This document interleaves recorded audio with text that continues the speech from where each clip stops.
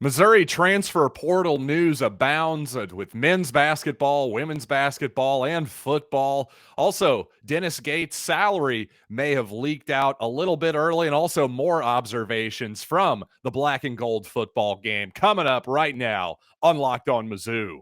You are Locked On Mizzou, your daily podcast on the Missouri Tigers, part of the Locked On Podcast Network. Your team every day.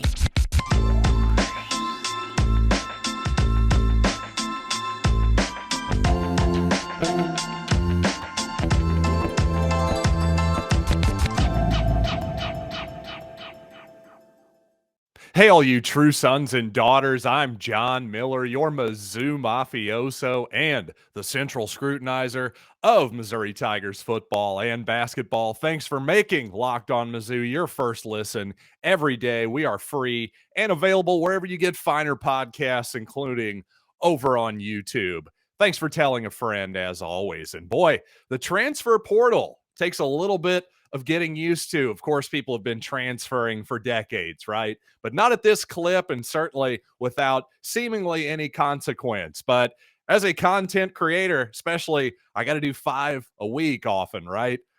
Plenty for me to talk to. So let's start, obviously, with Trevon Brazile and Javon Pickett both putting their names into the transfer portal. Along with the women's basketball team, you've got Aijha Blackwell in the transfer portal now, along with LaDasia Williams, and yes, even the football team as well. Snoop Zaquan Reeves, who didn't get a lot of action, if any significant action at all, for the football team last year. Cornerback from Florida, from the state of Florida. Well, apparently he's entering the portal as well. But here's the thing. Here's something that a lot of fans need to understand, because, again, a lot of this is new. Entering your name into the transfer portal is sort of like becoming a free agent. So if you're a St. Louis Cardinals fan, a Royals fan, maybe a Chiefs fan, oh, God, Tyreek Hill. Okay, don't get me started. Well, I'm about to get sidetracked here. But seriously, it is like being a free agent in that, okay, now I can legally listen to other offers. Doesn't mean I'm leaving. I could easily come back and sign a long-term deal.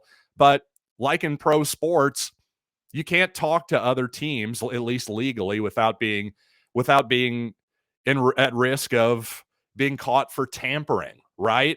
So to me, there's a lot of different levels of concern here. To me, obviously, you've got to be concerned if Trevon Brazile puts his name into the portal. But at the same time, I think there's still a pretty good chance he comes back to Missouri. Number one, he is a Missouri kid. He's from Springfield. He seems to have grown up with an affinity for Missouri. That obviously helps. I think even bigger, though, the fact that he apparently has a previous relationship with Coach Dennis Gates, because one of the 3 Division I scholarship offers, well, just happened to be Missouri, along with another team, and Cleveland State, obviously where Coach Gates came from. So that previously existing relationship has to make me think Missouri has a good chance here. And you know what? Speaking of new realities, well, you enter your name into free agency via the portal these days, and you can listen to actual offers. Not just what the school has to provide, but perhaps what some of the alumni base has to provide you in terms of name, image, and likeness money. So if you're Trevon Brazile, hey, I'm a young college kid. Let's see what's out there. I'm obviously much more in demand after my freshman season than I was in high school. So, hey, this is a new world for me. Let's explore this. Let's see what's out there. And you know what, Missouri fans, all you alums out there, have a few dollars, you're interested in getting into this NLI pool. Well, hey, Trevon Brazile's the one guy on the Missouri roster I think you want to keep above all else. Now, moving on to Javon Pickett, I think since Javon has played his 4 years at Missouri, could technically, obviously, take one more COVID year, his free year that everybody got. That's why Mark Smith took another year, for instance, at Kansas State. I think it's very, very, very likely, if not 100% likely, that Javon Pickett moves on. It just seems like, for as much as he had bought in on the Conzo Martin program, number one, but all of his friends are basically going to be gone now, right? Save for Kobe Brown.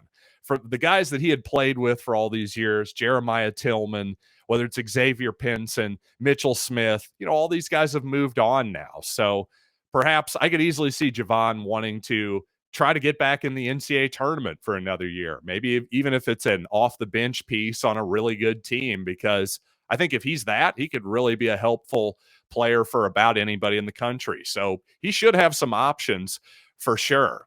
Now, moving to the women's basketball team, heck, Aijha Blackwell, she's about as big of a name outside of the revenue sports as you're going to get at Missouri. So that's obviously disappointing to see. And since this is a quote unquote non-revenue sport, well, the sort of, hey, let's listen to the name, image, and likeness stuff, maybe that's less of a factor for Aijha.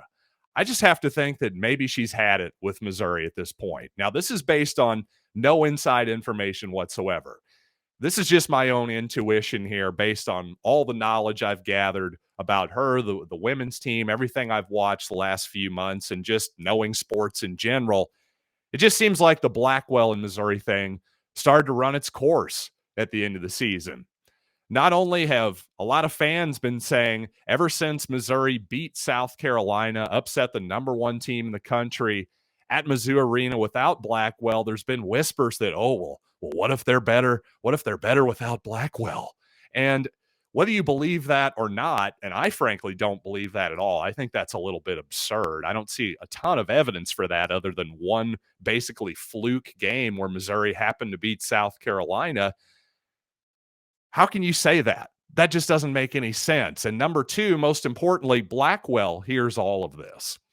These kids these days, I'm telling you, you think if Kevin Durant is hearing everything that people say about him on Twitter and getting online and clapping back at people with his burner account, well, I'm telling you right now, gals on the women's basketball team at Missouri, it's a lot smaller of a circle. So they're hearing everything everybody says, whether it's being said to them directly or not. Considering what a great season she had this year statistically, I could see why she's maybe not a big fan of getting blamed for the Tigers' downfall. Who could really blame her? And frankly, I still think Robin Pingeton made a big mistake by basically continuing to punish her. Yeah, okay, sit her out for a game because she messed up, or 2 games, whatever you think it is. But to then not play her full load of minutes, to not start her, to not play her at all down the stretch and in overtime of that game that, in retrospect, you obviously needed to win to get in the NCAA tournament. But at the time, everybody knew Missouri was on the bubble. For all the bluster from Pingeton and a lot of other people saying, oh, we're a tournament team, we should make the tournament anyway, after that Arkansas ball game, you just can't leave it that close and up to the committee. Let's say the committee's wrong. Fine. You still shouldn't leave it up to them, right? Control what you can control. And this idea that, well, it wouldn't have been fair to the other gals because, well, we've been playing without Blackwell for a week or something like that. That's absurd. It'd have been one thing if they hadn't played Blackwell, if she hadn't played the entire season like Michael Porter Jr. did a few years ago and then just suddenly showed up in March. That's hard to adjust to. Frankly, it was much harder for the team to adjust to Blackwell playing 12 minutes and not down the stretch. That was something that the team hadn't done all season. But regardless, if you're Aijha Blackwell, I'd be really surprised almost if she came back at this point. I hope she does, but this one, unlike Trevon Brazile, where I'm cautiously optimistic he's going to come back, I think Aijha Blackwell is bye-bye. And coming up, word may have leaked out what Dennis Gates' salary compensation is going to be at Missouri. And let's talk about that. But first, did you know that March Madness starting up tomorrow? Yeah, of course you knew. You've been waiting on pins and needles since Sunday if you're like me. Well, you know what? If your brackets are in shambles, here's the good news. You can hedge your bets, start over again tomorrow with one of Stat Hero's NCAA single game pick'em contests. You see, you get some of the star players of the sport against each other in a great hybrid between fantasy and sports gambling. Who do you think is going to have the better stats? It's really as simple as that. You have control. Unlike the odds makers at a lot of different places, you're in control. Wherever you have the edge, you go for it. So you know what? Stat Hero, definitely the easiest and fastest way to get your sports fix. this weekend. This is what daily fantasy was meant to be. So sign up for free right now at stathero.com/lockedon. Use the promo code LOCKEDON for a 100% deposit match. That's stathero.com/lockedon, promo code LOCKEDON for a 100% deposit match. That's stathero.com/lockedon, promo code LOCKEDON. Terms and conditions apply. And by Built Bar, the greatest protein bar ever conceived by any human beings or possibly any sentient being in the universe, realistically. Well, you know what? I have another thing to tell you about from Built Bar. Have you tried Puffs? Well, if you haven't, you're missing out on one of Built Bar's best tasting offerings, because Puffs are the first ever protein infused marshmallow. That's right. You heard me correctly. They're fluffy, they're marshmallowy. They're not just a protein bar, they're a treat, and they're covered in 100% real chocolate. Puffs are a fan favorite with some incredible flavors from churro, coconut marshmallow, banana cream pie. Oh, yeah, come on. You got to check them out. These are going to be your new favorites. So go to built.com, use the promo code LOCK15, and you'll get 15% off your order. Once again, promo code LOCK15 for 15% off at built.com. Once again, thanks for making Locked On Mizzou your first listen. And, we've finally got a little bit of information on Dennis Gates and his apparent salary compensation. The word out of Cleveland is that Gates is going to be getting 6 years, about $16 million total annual value. So not quite what Konzo Martin got, which seems fair, about $2.5 million average annual value versus $3 million for Konzo a few years ago. That seems fair. It really does. But at the same time, I'm glad that it wasn't too low. I don't want to send the message to the rest of the conference that Missouri is playing cheap as far as basketball goes. Now, hopefully a decent pool for the assistants as well, because that's going to be key. Because here's the thing. I've noticed so many Mizzou fans, sort of the naysayers online, who obviously don't follow the rest of college basketball all that closely, which is fine, by the way, but maybe just keep your stupid opinions to yourself at a certain point. But it's like, the reaction is basically, another no-name. Missouri hires a no-name. And as I broke down yesterday, guess what? The rest of the SEC, well, those coaches basically hired no-names too, with the exception of Georgia, who hired Mike White, who obviously Florida had gotten sick of. But to be fair, Dennis Gates is not the type of coach that is going to move the needle year one in terms of exciting the casual fan base or selling season tickets for that matter. I'll agree with that. But you know what will? You know what will get the casual fan base excited and may sell you at least a few extra season tickets? Players. And that's where these assistant coaches come in. That's where this is important. And that's obviously where Gates' own ability as a recruiter is absolutely paramount, because as much as I'm not a huge fan of just the amount, the overall volume of transferring happening in college basketball, well, it sure makes for plenty to talk about in the offseason, number one. But more importantly, for all of you listening, it makes a Missouri turnaround next season much more likely. Who knows the type of players that Gates is going to be able to land this offseason with the amount of players, the amount of volume in the portal. There's a lot of talent out there. Who Missouri's going to get, I have absolutely no idea at this point. I just know that there are tons and tons of opportunities out there.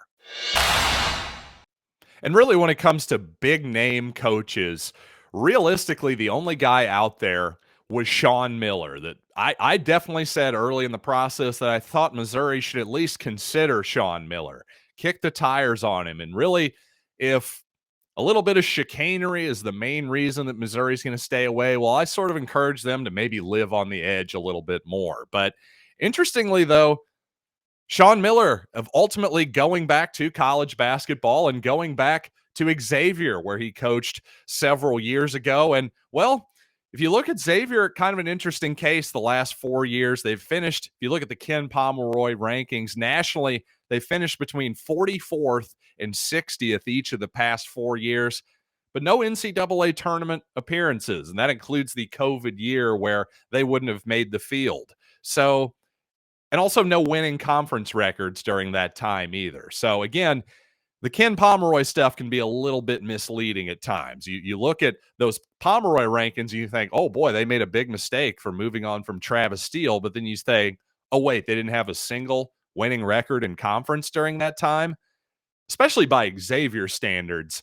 That's not very good at all. Look at their previous history the past 15, 20 years. They're practically making the tournament every year and often making a solid run. So really, if you want to complain that Missouri should have taken a more serious look at Sean Miller, well, that's fine. I wouldn't even necessarily argue with you on that point. But the reality is, it's apparent that Missouri didn't really want to go there, and I'm not sure that Sean Miller was particularly interested in Missouri as well. Unclear, and maybe they should have pushed harder. If you want to say that, I think that's a totally fair point. You know, again, it's hard to really gauge how much those potential NCAA violations, whatever it is that may be coming Sean Miller's way. At first, I was dismissive of it. After Will Wade at LSU got axed recently, though, it's harder to be dismissive of that. So I don't really, to be perfectly frank, I don't totally know how to calculate all of that in terms of just risk versus reward. But obviously, the Musketeers of Xavier thought it was worth a shot. And coming up, another name hits the transfer portal for the Tiger football team. And obviously, got some more thoughts on the black and gold game as promised. But first, this episode is brought to you by Rock Auto. And I tell you, with just the number of makes and models out on the road these days, there's no way your local chain store or your auto parts store is going to be able to stock everything you could possibly need. Well, why endure the often pointless or sometimes intimidating questions from that gruff guy behind the counter when you can just go to your own computer? Guess what? That's what that guy's doing anyway. He's typing stuff into a computer. Well, go to rockauto.com. Use your computer or mobile device and find exactly what they need with their really easy to use website. I promise you, you're going to be able to figure this one out. No problem. You're going to check out, get exactly what you need. And when you do, when you go to rockauto.com to see all the parts available for your vehicle, please write Locked On in their How Did You Hear About Us box so they know we sent you. Amazing selection, reliably low prices, all the parts your car will ever need. rockauto.com. You may recall a couple months ago that Cody Schrader, the Division II rushing leader last year, who actually played at Truman State, obviously just north of Columbia here in Kirksville. Well, he rushed for over 2,000 yards, 25 touchdowns last year. And, you know, frankly, when I first heard that, I thought, okay, that's a cool story. You know, it seems like, interesting story, interesting player for sure. That's cool that he's taken his talents down to Mizzou. But after watching the spring game, I think he's not just a cute story at this point. I think this kid really has a chance to play this fall for the Tigers. And that's not just based on my opinion. That's based on how he was used in the spring game, because he was used as one of the top 3 or 4 running backs in that ball game. It wasn't as though he was just got in the last few minutes when it was essentially all walk-ons all the time. And you know what? So far, he really looked the part. Some impressive hard-nosed running by Cody Schrader, and, you know, an impressive start for him. So I don't want to, obviously you don't want to take too much away from a spring scrimmage, but I think he's got a real shot to play. I'll just put it that way. Now, moving to obviously the portal side of the field, a little bit disappointing to see Zaquan Reeves in the portal. I liked him coming out of high school as a defensive back from Florida, but obviously he didn't get any significant action this year. So it seems like he's going to be moving on. But at the same time, as I've pointed out earlier in the show, hey, as a free agent, you can always come back. Nothing is final, that's for sure. But the way Missouri is definitely in the market for JT Daniels, the former Georgia quarterback, among other people, I think Missouri definitely is looking to add players. So Zaquan Reeves, since he's entering the portal, I just don't expect him back. That's just my intuition. Now, obviously, Luther Burden was the lead for Missouri when it comes to just the entire scrimmage, I would say, but also the receiving core in general, obviously. But I thought there were several other positives. Now, most notably, Dominic Lovett had a big statistical game. And you know what? It sounds like he's just going to be manning the slot position mostly, according to Eli Drinkwitz this year. He sort of blamed himself for putting a little bit too much on the true freshman's plate last season. So hopefully with a full season, a full off season, I should say, and spring and all that stuff under his belt, a full season of actually playing college football, I really think we'll see a big season from Dominic Lovett this year too. Also, true freshman Mekhi Miller has obviously been overshadowed a bit by Luther Burden, but he had one very nice catch in traffic down the sidelines at one point. I've heard lots of good things about his potential upside. I also thought Chance Luper looked really impressive on the outside, too. Now, while I just said Lovett has been working the slot exclusively this spring for the most part, Luper was mostly a slot receiver as well the last 2 years at Missouri. So I thought it was interesting to see him looking a little bit thicker, by the way, looking like he was in very good shape with some positive weight put on his body. And he was basically playing exclusively on the boundary. So if we're going to start Burden on one outside, Lovett on one inside, well, you need one more outside guy for sure. So it could be a decent battle for snaps between Towski Dove and Chance Luper, quite possibly, among other players, for that last spot on the outside. But those two guys are the first two I'm looking at for sure. And by the way, before we get out of here on JT Daniels, all indications are the visit went very well from everybody's perspective, from Missouri's perspective, from Daniels' perspective. But all indications are that he's still going to take a visit to West Virginia and not actually make up his mind for maybe a couple more months, because he's going to finish out this last semester at Georgia, enjoy some college life a little bit, it sounds like. And, well, frankly, I can't blame him for that whatsoever. So whether JT Daniels is here or not, still, after coming out of the spring game, I'm feeling even a little bit more confident with Brady Cook, despite one really bad interception, one bad decision in the end zone. But otherwise, I thought Cook really looked the part, and it was kind of cool to see Missouri throw the ball downfield a little bit more than they had in the past with Cook and Tyler Macon, of course, against a defense that was definitely ravaged by guys who were sitting out with injuries, who were covering maybe just precautionary stuff too. But either way, some encouraging signs from Missouri football in very limited action. So with all that being said, thanks for making this show your first listen. Now make your second listen Locked On NFL Draft. Ryan Tracy and former NFL cornerback Eric Crocker bring the NFL Draft to life every weekday with insight and analysis on college football prospects and NFL front offices. It's, of course, free and available wherever you get your podcasts. So until next time, I'm John Miller, and this has been Locked on Mizzou.